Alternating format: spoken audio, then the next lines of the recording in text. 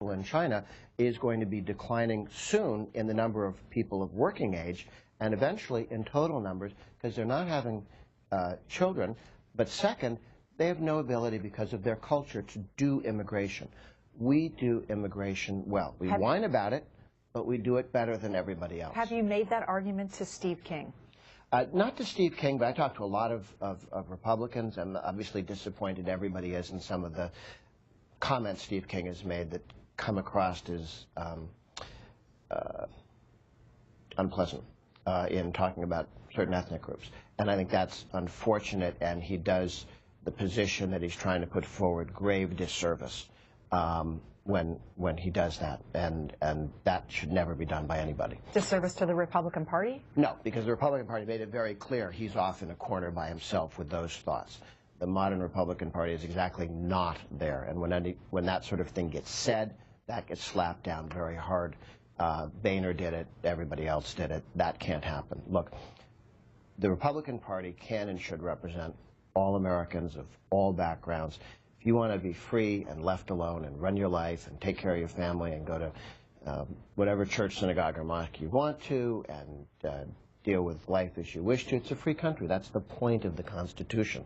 We don't have some list of things you're supposed to do. We have a list of things the government's not supposed to do.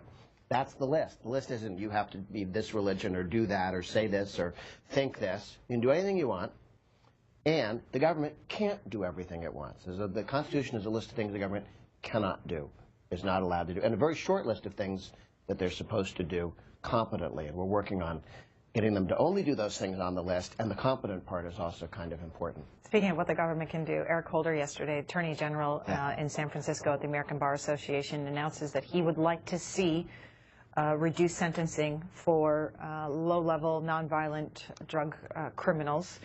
Here's the headline in the Washington Times, though. Holder critic, where's he been on sentence reform? Quoting you. Oh, yes, I've said that, I suppose. and why are you critical of the administration for making this move? Holder's been Attorney General for 5 years now, okay? And the question of over-incarceration, mass incarceration, the challenge of mandatory minimums, is one that Republicans and Democrats in Congress have been working on. I work with a group called On Crime, which is largely run on the Texas Public Policy Foundation. I'd recommend everybody go Google Right on Crime, take a look at the work. It's conservatives who have focused on reforming prisons and the judicial system and to ask, do we need 4,000 federal crimes? Really? 4,000 federal crimes? You know, nobody knows those 4,000 laws or what they mean. A lot of them are paperwork stuff. But you can go to jail for them. And we also need to ask ourselves, do you want a guy who robbed a bank when he was 20 in prison at 75? Does that make us safer? So the reason why it's important for center-right conservative activists to take a leadership role is the Democrats, like Holder, don't have any credibility when it comes to a lifetime of saying crime must be punished, criminals must be punished, we should be very tough on crime, and our goal is to reduce total crime, not to ignore it or poo-poo it, but to punish it and make sure it doesn't happen again. That said, how do we do this in a way that's cost-effective? Do you really want to spend in California $50,000 a year to put people in prison, which is what they do? Are there ways to cut that cost? And while you're spending amounts of money like that, who should be in prison and who should be under house arrest and who should be under heavily supervised parole? There are ways to drop the cost. And the question on mandatory minimums, which what Holder did was Holder said, this is the law and we're going to sort of avoid it. No. Our friend Rand Paul and Leahy of Vermont have legislation to change and give more flexibility. If you don't like the law, you amend it.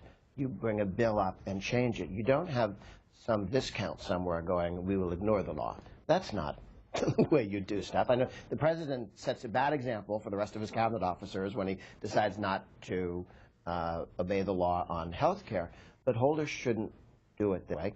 He should be supportive, which would have been nice, of the legislative efforts by Rand Paul and Leahy and others to reform mandatory minimums. Grover Norquist, thank you very much for your time this morning. Appreciate it, sir. Good to be with you.